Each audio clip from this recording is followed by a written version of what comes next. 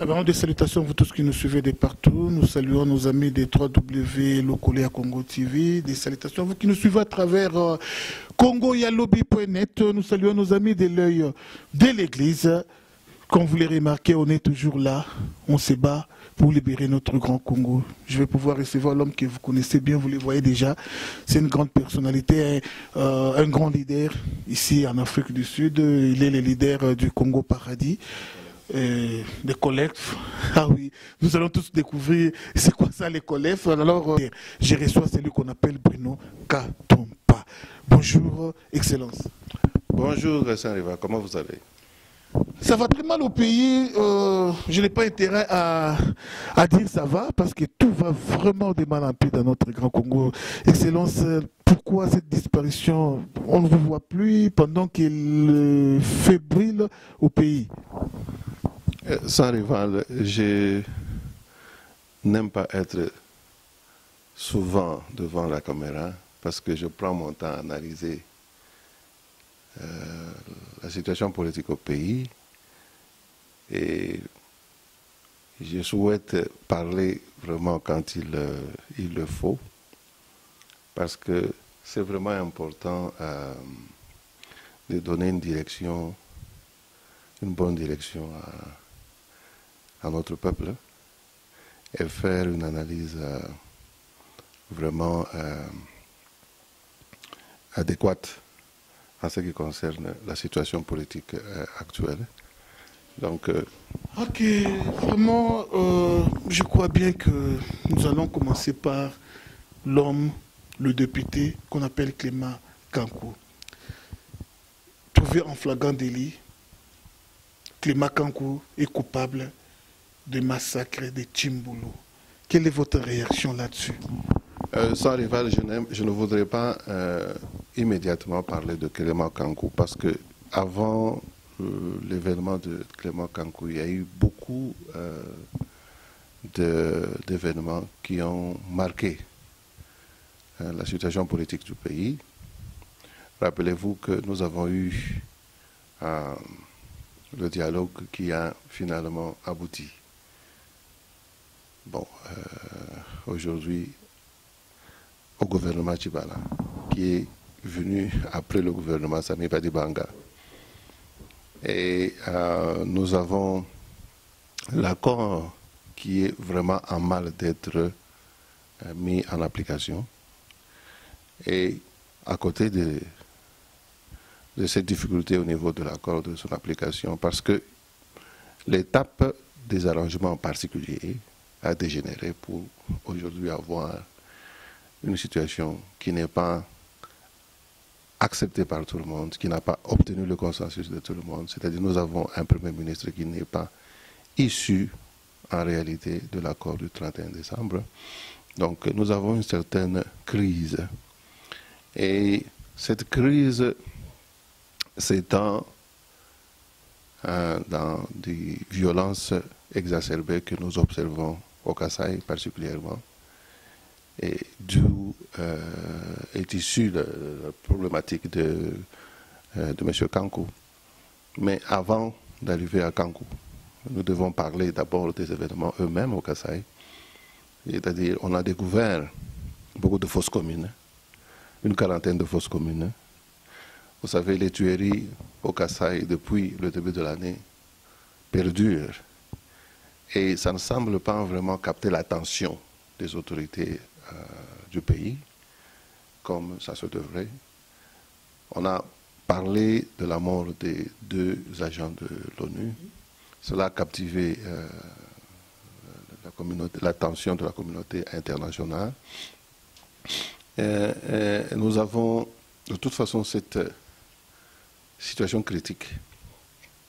Si aujourd'hui nous parlons de Clément Kankou, c'est ça, si je me trompe, nous parlons de Clément Kankou.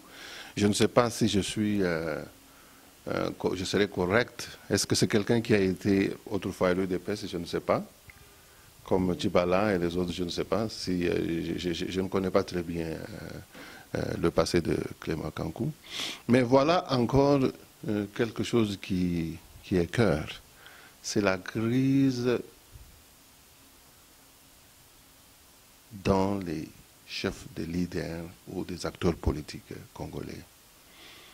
Bon, nous avons parlé, vous parlez de Clément Kankou, mais il faut mentionner Tchibala. Tchibala, il n'y a pas longtemps, il était un membre influent de l'UDPS, à côté de quelqu'un comme Moubaké, qui, à ce que je comprenne, ils ont été chassés du parti.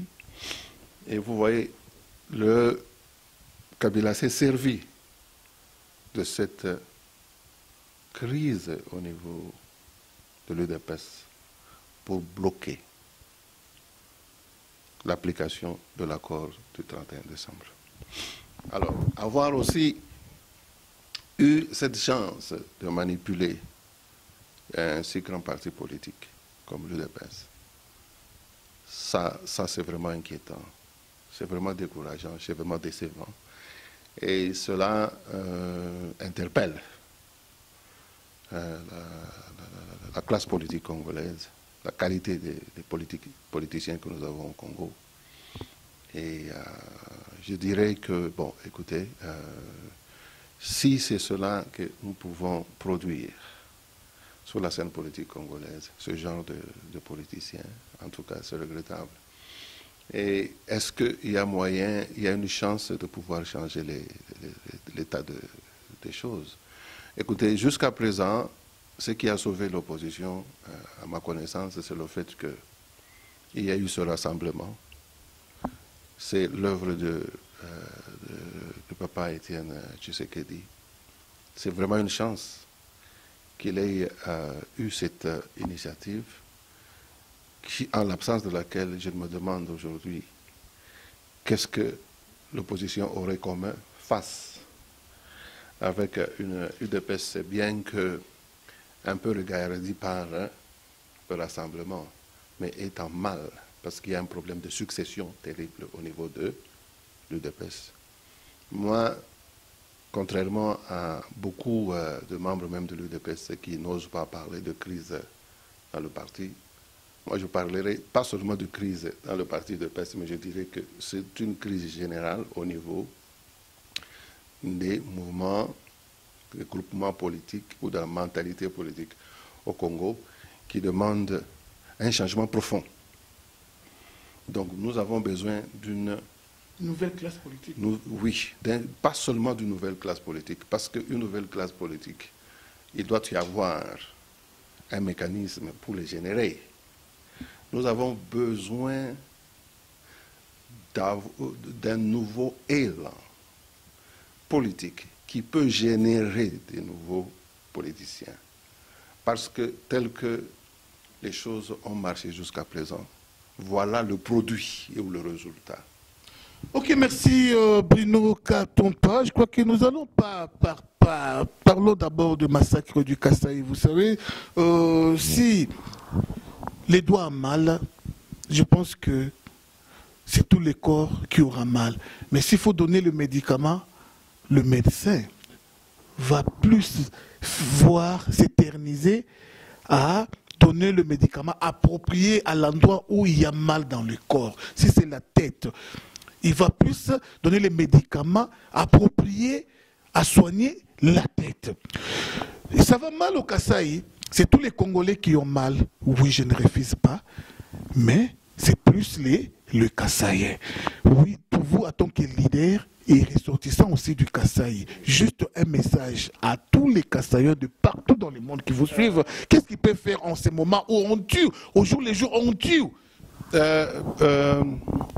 C'était important que je puisse vous donner un peu l'historique du contexte politique actuel. Eh bien, pour ceux qui ont l'habitude de minimiser le problème, moi j'ai dit qu'il faut faire attention. Parce que si on veut bâtir un Congo prospère, si on veut donner l'espoir au peuple congolais, il faut bien ménager sa monture. Et je dis que la monture politique au niveau du Congo n'a pas été bien ménagée. Si aujourd'hui vous parlez des massacres au Kasaï, ce qui m'écoeure, moi, en tant que d'abord Congolais et ensuite en tant que Kassaïen, c'est voir la démobilisation des Congolais partout pour Je parle de démobilisation. C'est le contraire de mobilisation. C'est-à-dire qu'il n'y a pas une mobilisation conséquente par rapport à l'ampleur des crimes qu'il y a au Kasaï. Nous devons comprendre les raisons, les causes de cette démobilisation. Pourquoi est-ce que les Congolais ne se mobilisent pas pour dénoncer ces crimes? Pendant qu'il y a ces crimes, vous avez même des personnalités politiques qui sont ressortissants du Kasaï. Comme Roger Lumbala. Oui, qui n'en font pas mention et qui passent tout leur temps à insulter d'autres acteurs politiques. Ainsi, ils insultent même la mémoire des victimes, qui même en majorité ou quelque part, sont des gens qui leur ont donné mandat de les représenter en politique. Parce que je crois que Roger Lumbala a obtenu son mandat en tant que député du Kasaï. Mais ce monsieur, pendant qu'il y a cette crise, il y a ces violences, parlons on ne peut pas parler seulement de Roger Lumbala, parlons de Tchibala lui-même, parlons de Sami Badibanga, parlons de Mendé, pour ne pas citer le Kankou dont vous parlez. Mais c'est pourquoi je disais que, c'est vrai, il y a une crise, mais cette crise est générale. Comment est-ce possible que les Congolais, en ce moment, quand on tue les leurs, ils sont incapables de se mobiliser? C'est là où je dis, il faut revoir. Il faut ménager la monture. J'ai dit que la politique dans l'opposition, telle qu'elle a été menée jusqu'à présent, elle a besoin d'être remise en question. Vous savez, je suis vraiment ahuri du fait que nous avons une étape politique si importante, parce que vous avez l'accord du 31 décembre. C'est l'accord d'espoir pour sortir le peuple du chaos et de la prison du blocage dans lequel le gouvernement l'a sciemment placé. Quand vous parlez du massacre du Kasaï, vous savez qu'il y a eu la promulgation d'une loi qui a amené le nombre de régions au Congo de 11 qu'on avait dans le temps à 26. En son temps, nous, en tant que MCB, Mouvement Congo Paradis, nous avons perçu ça comme des manœuvres lointaines pour pouvoir créer la situation qui aujourd'hui existe, pour paralyser et diviser afin de récupérer ou de s'imposer ou s'accrocher au pouvoir par M. Kabila. En politique, on doit savoir prévenir et aussi mobiliser les gens pour pouvoir faire, donner les moyens afin d'aider dans la prévention, dans l'action préventive, pour qu'on ne soit pas des passifs, ou on ne soit pas des complices indirects. Mais cette chose était en train de venir depuis longtemps. Et nous avons des politiciens véreux comme des Bochab. D'ailleurs, Bochab, je peux même le dire, il avait au moins, dans sa turpitude politique, donné des bribes, des conséquences du refus ou de l'empêchement pour Kabila de continuer avec son mandat, son troisième mandat. En réalité, Kabila n'a jamais accepté, il ne s'est jamais préparé pour abdiquer, pour ne pas se présenter au troisième mandat. Donc je disais que Bochab disait à l'époque, dans son livre, que c'est ou vous changez la constitution ou le pays disparaît. Ça, c'est un livre que Bochab a écrit maintenant il y a 3 ans ou 4 ans. Nous avons eu l'honneur de recevoir le professeur Mbata qui a fait une analyse sur ce livre. Et je disais que la façon dont les politiques fonctionnent chez nous, c'était une distraction totale par rapport à un événement qui montrait des menaces si profondes. Pourquoi les gens ne se sont pas mobilisés en conséquence? Je dis que la manière dont les partis politiques fonctionnent chez nous, il y a une certaine psychose. Les gens agissent de manière ponctuelle, selon les événements, mais il n'y a pas d'attitude préventive et lointaine. Donc, on vit le jour le jour. Ça, c'est comme les ménagères à Kinshasa vivent le jour, parce qu'on leur donne un maigre salaire. Donc, je dirais que les partis politiques se comportent de la même façon. C'est comme s'ils recevaient des maigres salaires et ils ne vivent que du jour le jour. Donc, ils n'ont pas une politique de prévision lointaine des choses.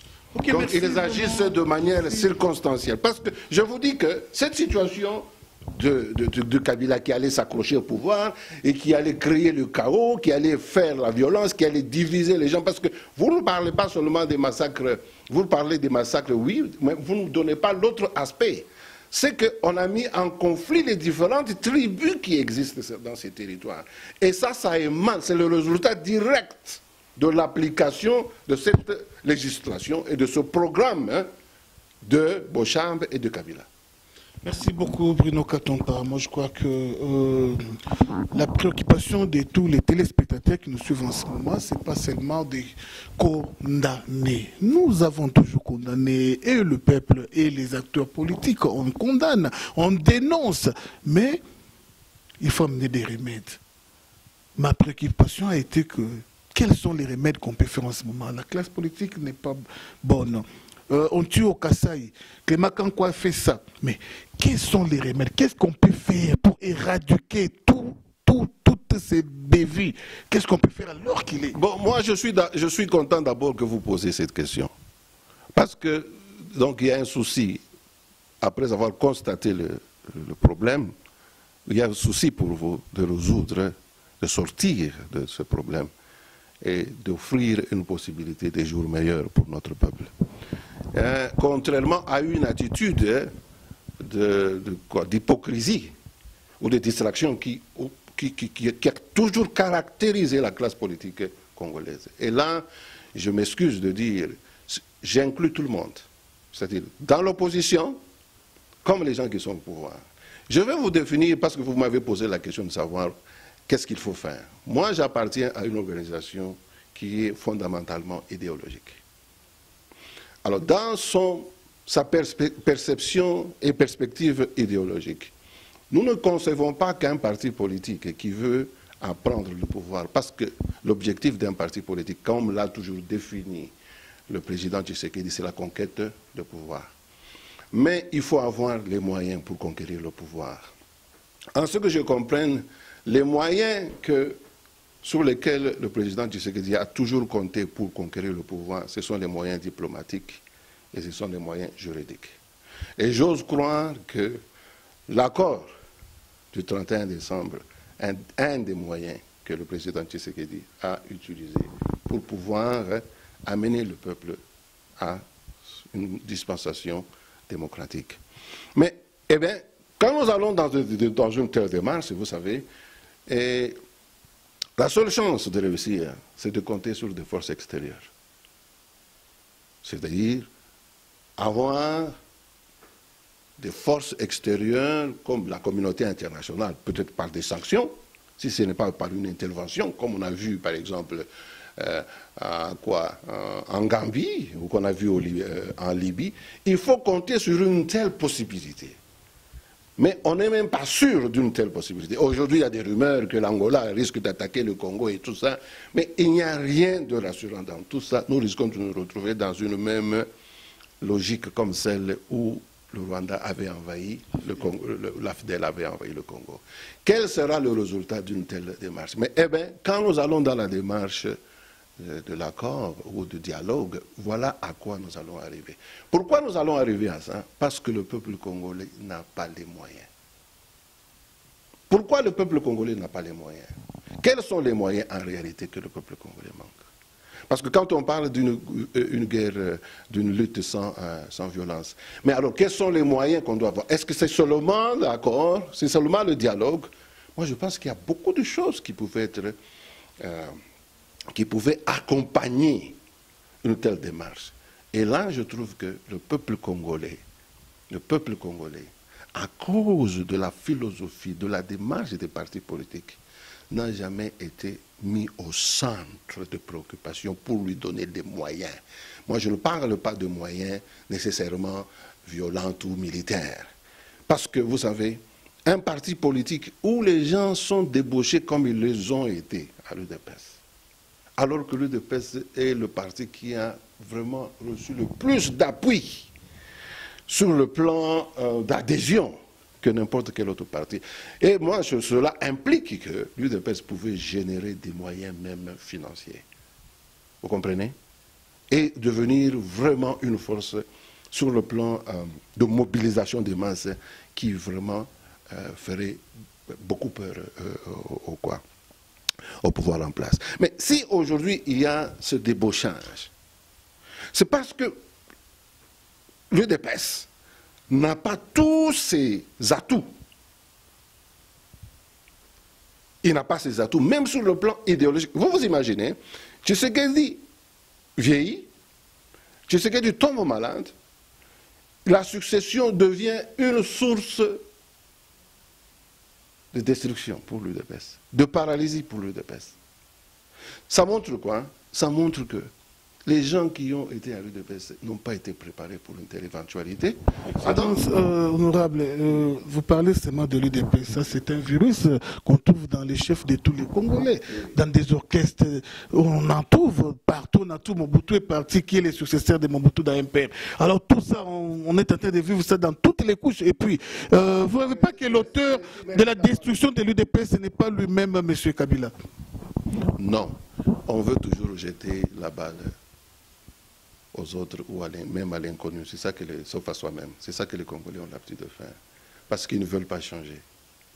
Le changement dont Tshisekedi avait toujours parlé, ce n'est pas un changement qu'on attendait que Mobutu puisse opérer sur lui-même. Vous comprenez? Ça, là, c'est mal interpréter les choses. Donc le changement dont Tshisekedi parlait, c'était un changement de mentalité, un changement de mentalité des Congolais. Donc c'était attendu que ce changement là-bas soit d'abord appliqué dans son propre parti politique. Je ne sais pas si vous me comprenez. Alors, il fallait que ce changement soit effectif. Et si ce changement était effectif, il allait générer des moyens pour empêcher de tels produits que nous avons aujourd'hui. Vous savez que Lumbala a aussi été à l'UDPS. Hein? Bon, voilà tout ce que... Vous savez que Mende était à l'UDPS aussi. Hein? Voilà ce qu'on a pu générer. Bon, il est temps qu'on se pose la question, qu'on remette tout en question. Moi, je suis un grand admirateur du Tshisekedi.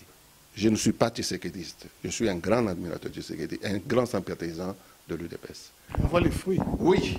Mais maintenant, je veux dire que ce parti doit changer. Ce parti, parce qu'il tient les aspirations d'une grande majorité des Congolais.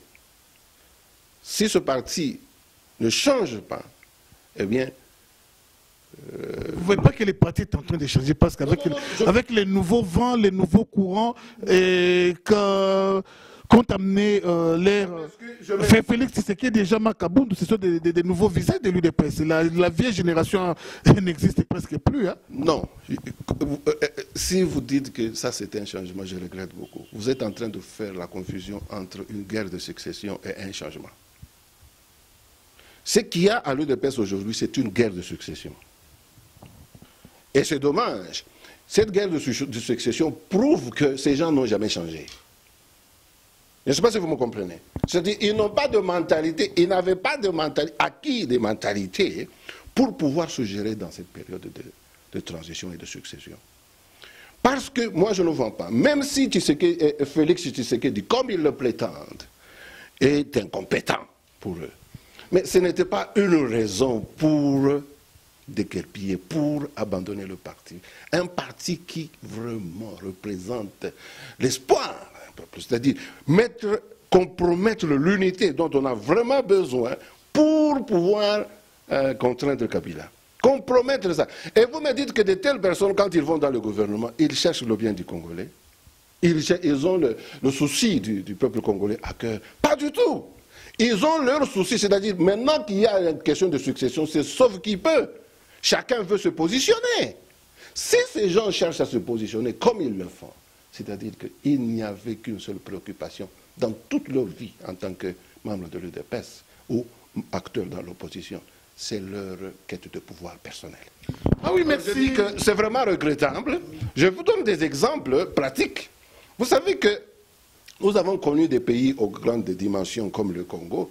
Prenons le cas de la Chine, mais nous avons aussi connu des pays aussi petits, mais qui ont démontré une certaine capacité de pouvoir se réorienter ou se mobiliser pour une cause noble, surtout quand il s'agit de l'intérêt du peuple et du sort d'une nation.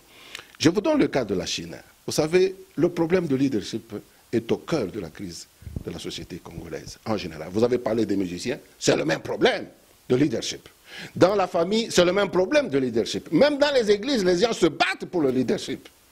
Nous n'avons pas la culture de pouvoir développer le leadership conséquent et approprié.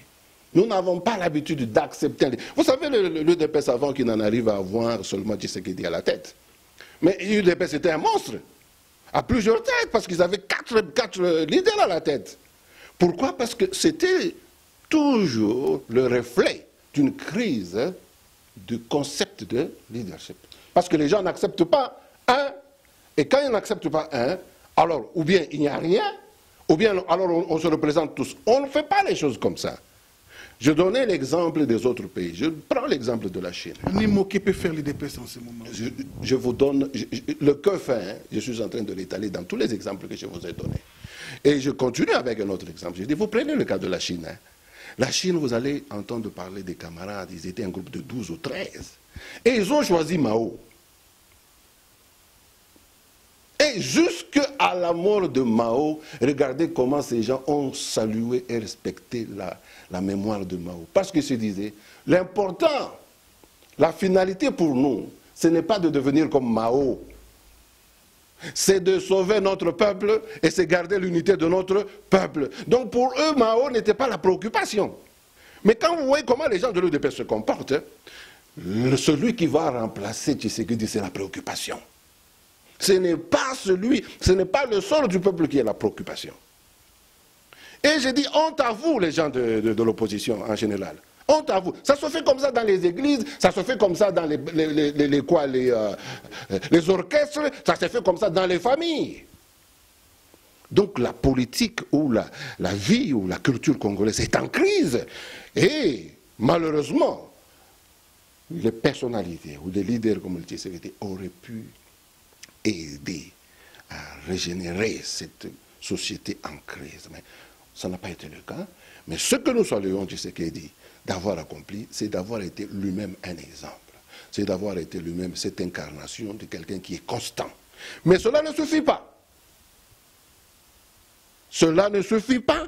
Nous devrions avoir à côté de ça une mobilisation qui vraiment donne le changement ou souffle le changement dans le collectif, dans la communauté, dans la société congolaise, même dans la communauté des membres de l'UDP. Ça devait être un exemple.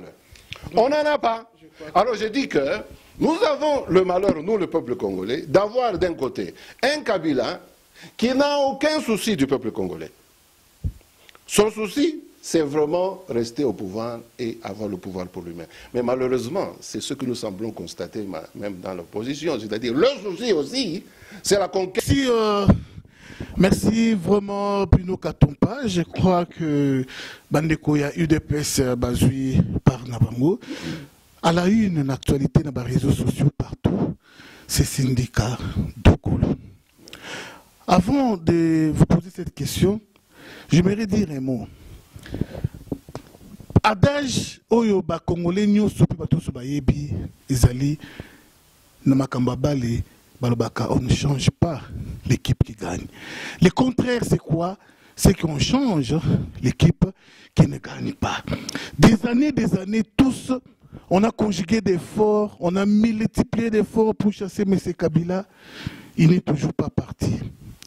Mais est-ce qu'on peut donner la chance à Syndicat Dokolo, pour ne pas dire l'Angola attaque le Congo? On voit Syndicat Dokolo qui est un fils du pays. Juste un mot à propos de cet homme, ce jeune homme, Syndicat Dokolo. Écoutez, Syndicat Dokolo, j'ai une face qui est nouvelle pour moi. Et je suis content d'entendre parler de lui. J'ai suivi certaines de ses analyses dans les interviews qu'il a tenues par-ci, par-là. Je crois que c'est quelqu'un qui est vraiment amoureux de l'art. Moi-même, je suis un artiste aussi en passant. Quand de plaise à ceux qui ont été mal à l'aise dans l'une de mes interviews où j'accusais les musiciens de prendre la scène politique et que les présumés leaders et politiciens se cachent. Mais je dis que, écoutez, ce que je voulais juste faire comprendre aux gens, c'est que quand on fait la musique, c'est quelque chose qui est noble, c'est un métier qui est noble, mais on doit savoir séparer la musique de la politique. Donc quand on fait la musique, on fait la politique, on fait la musique. Et quand on fait la politique, qu'on fasse alors la politique. Mais quand on fait de la politique une musique, ça devient quelque chose de mauvais. Donc c'est pour dire qu'on peut avoir un musicien qui devient président, comme on en a eu en Haïti, et on peut avoir un grand artiste qui devient président de la République. C'est comme le cas de Cindy Gandokolo, vous en parlez. Parce que à entendre son contour et ses analyses politiques, je suis vraiment émerveillé parce que quelque part, il rencontre un peu notre perception des choses, l'importance de défendre les valeurs culturelles de notre société contemporaine. Il a effleuré d'ailleurs une époque qui coïncide à sa naissance, donc l'époque de la zarianisation, je crois, et de le retour à l'authenticité. C'est l'époque qu'il a vu naître, je crois qu'il est né dans les années 72. Alors, je crois qu'il évoque ça avec vraiment beaucoup d'éloquence, et moi ça m'a plu parce que je disais que pour nous, Mouvement Congo Paradis, nous croyons que la régénération, le changement dont nous avons besoin, c'est quelque chose qui doit être au centre d'un effort, d'un élan culturel. Et quand on met la culture au centre de ça, et on est bien articulé, on a bien donc identifié le fond du problème, il y a lieu de sortir un peuple nouveau et mobilisé pour développer ce pays. Parce que vous savez, la guerre aujourd'hui, même sur le plan international, vous avez vu la guerre, par exemple, en Asie, Middle East, ou bien en Afrique du Nord. Vous savez, c'est essentiellement d'abord une guerre culturelle.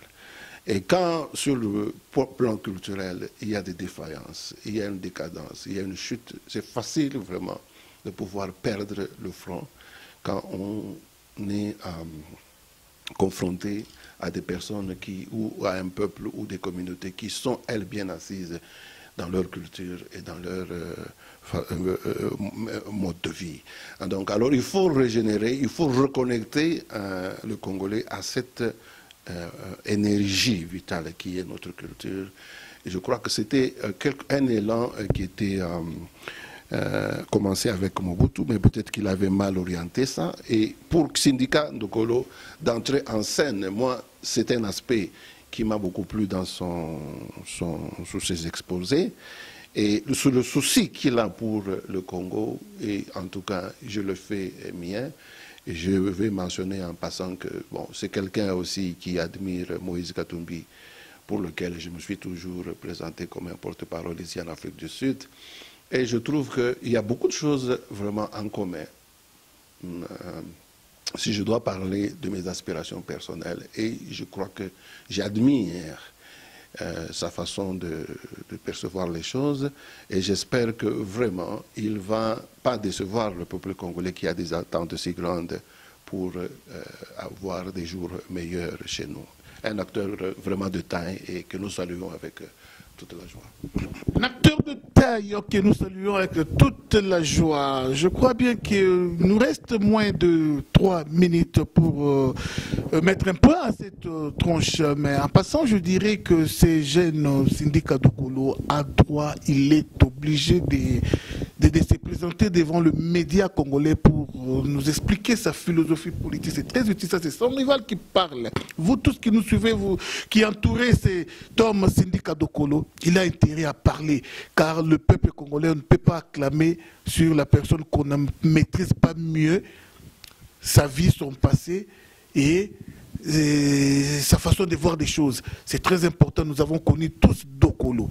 Mais nous n'avons pas connu Syndicat Dokolo, s'il vous plaît. C'est le fils de Dokolo. Mais on a plus connu Dokolo, mais pas son fils. Alors son fils a intérêt à se faire connaître à l'heure qu'il est. L'AFDEL quand même, ils étaient en rébellion, mais Moussé Laurent Désiré Kabila parlait. Il parlait, on les voyait. Et puis il était connu. Au temps de Lumumba, il était député, vous savez vous-même.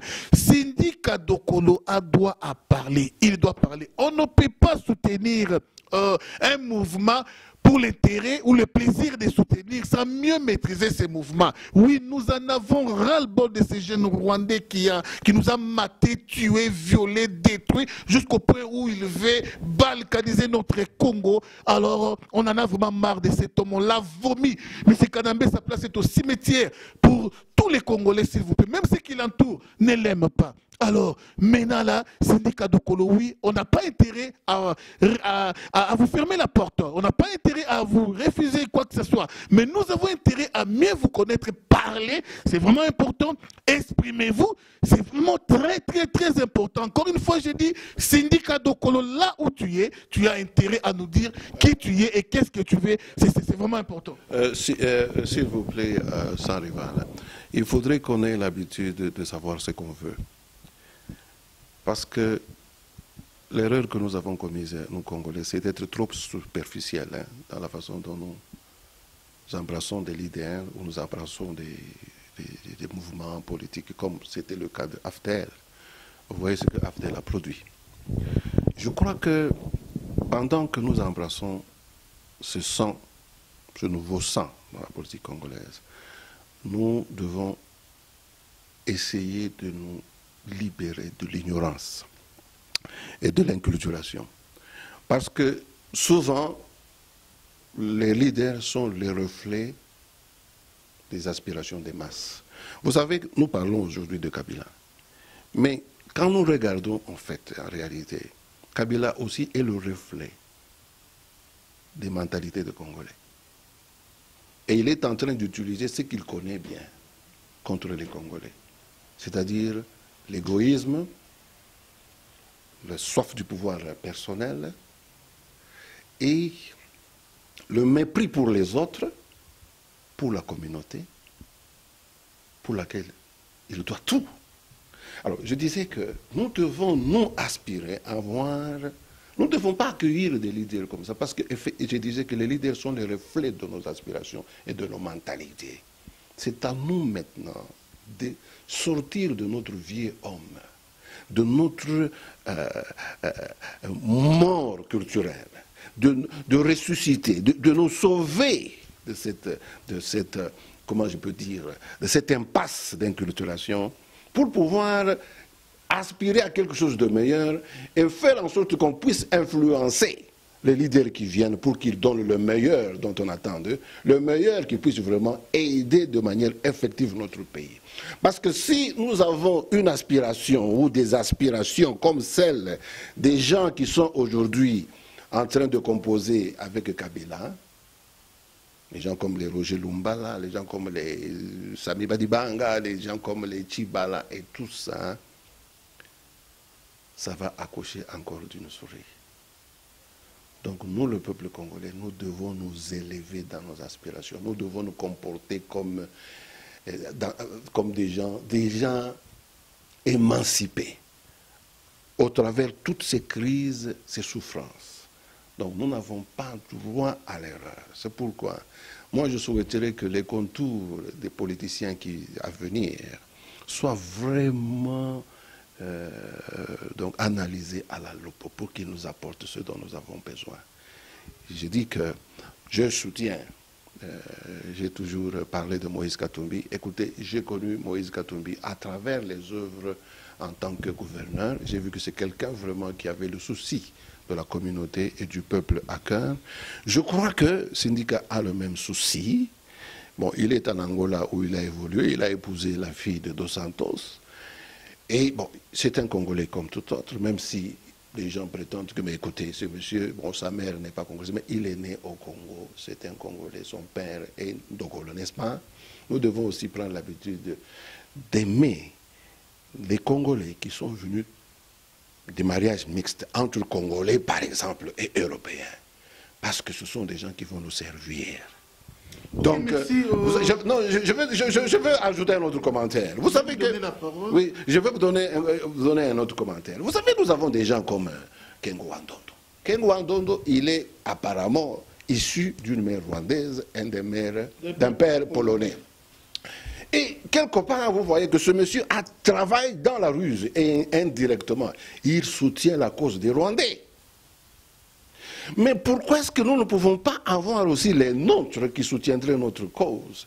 S'ils sont même issus des pays qui sont forts, qu'on connaît être forts, comme le cas de Sidika qui a un papa ou une maman qui est européenne et un papa qui est congolais. Nous avons besoin de telles personnes pour qu'ils Vraiment, merci. Nous avons besoin de telles personnes, mais la Constitution en dit autrement.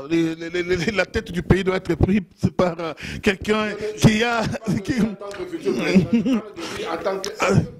Ok, merci, mais il y a un autre problème. Je crois que quand l'AFDL est venu, Tshisekedi avait les mains ouvertes pour accueillir ces mouvements rebelles. Mais alors, quelle fut la haute déception de tous les Congolais de voir M. Mouzé Laurent Désiré Kabila prendre la part du lion contre M. Tshisekedi Ormuluma. Je ne pense pas que tel sera aussi le cas chez Syndicat Dokolo. Le leader qui est incontournable pour le moment, ce n'est un secret pour personne. Tout le monde le sait, même Ngwanda, là où il est là, et son appareil-co. Tout le monde le sait que c'est Félix Tshisekedi qui est le leader le plus populaire pour le moment au pays, au Congo. C'est Félix Tshisekedi, égal à personne. Alors, Syndicat Dokolo a intérêt à travailler avec cet homme parce que c'est lui l'expression de la volonté du peuple. C'est important. Le peuple aujourd'hui se retrouve dans Félix Tshisekedi. Je ne sais pas si vous allez me contredire.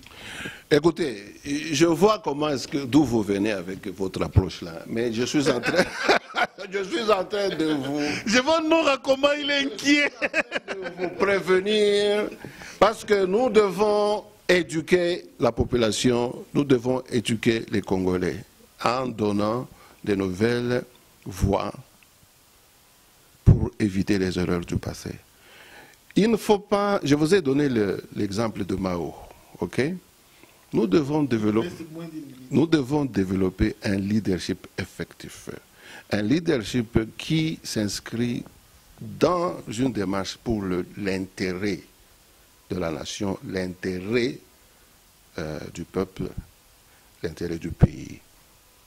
Alors, quand nous parlons des syndicats, ou bien nous parlons de Moïse et de Félix, nous parlons de Moïse ou d'autres, je ne suis pas vraiment content qu'on puisse toujours projeter les choses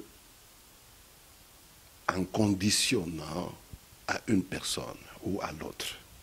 Par exemple, dire que, bon, écoute, maintenant c'est Félix Tshisekedi qui est populaire, est-ce que ces syndicats venaient, est-ce qu'ils vont travailler? Nous devons nous inspirer les jeunes leaders, comme les syndicats là-bas, ou bien les Moïse et les autres. Félix aussi est jeune leader. Ah, voilà, justement, il peut avoir mon âge, mais nous devons les inspirer à une nouvelle idéologie de leadership, parce que l'idéologie de leadership au Congo a manqué. C'est pourquoi nous sommes, entre-temps, Mouvement Congo Paradis, mais nous avons une organisation, je vous annonce, parce que vous êtes dans ce bureau, ce bureau appartient à COLEF. COLEF signifie Congolese Leaders Forum.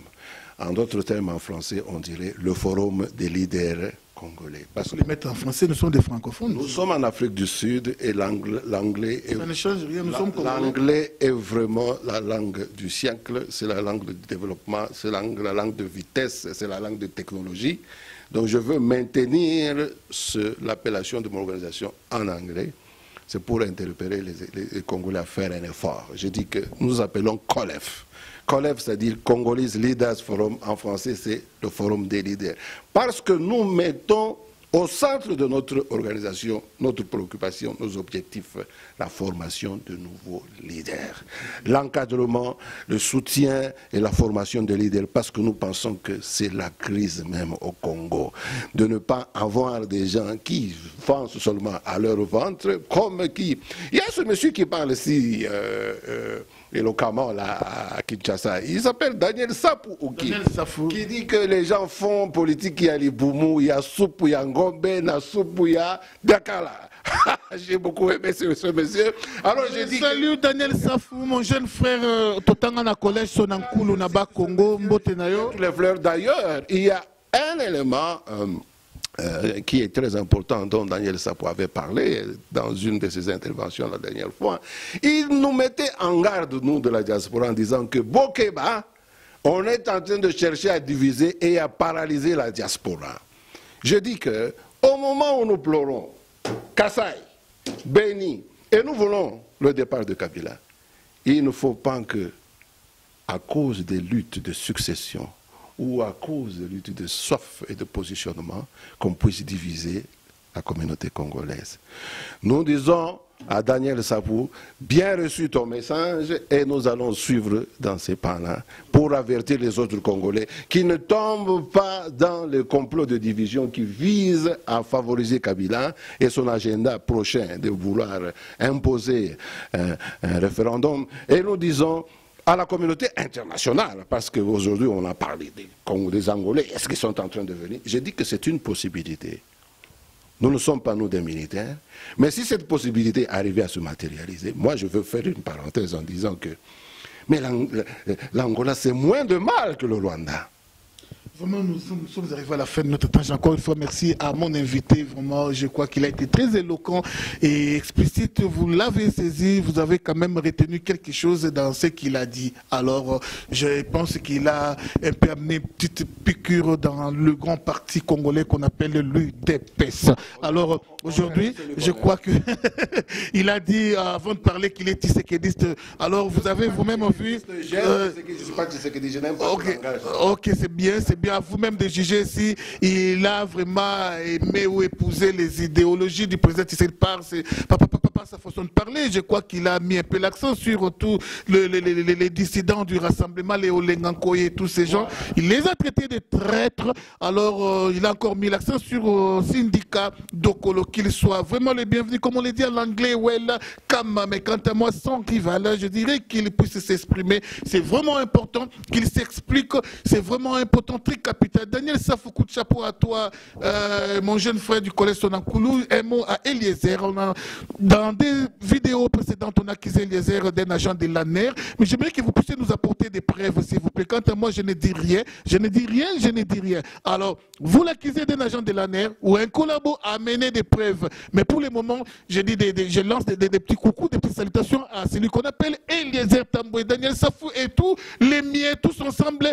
Saisissons-nous la main, tenons-nous la main dans la main pour chasser, mettre hors l'état de nuire ces sujets rwandais qui nous a tomatés, qui nous a vraiment dominés. Alors c'est vraiment une insulte au vu du monde d'avoir un tel homme à la tête du Congo. Il a intérêt à rejoindre Tchesesco. Encore une fois, merci à Nora, merci à vous tous qui avez prêté attention à cette tranche. À la prochaine, bye bye.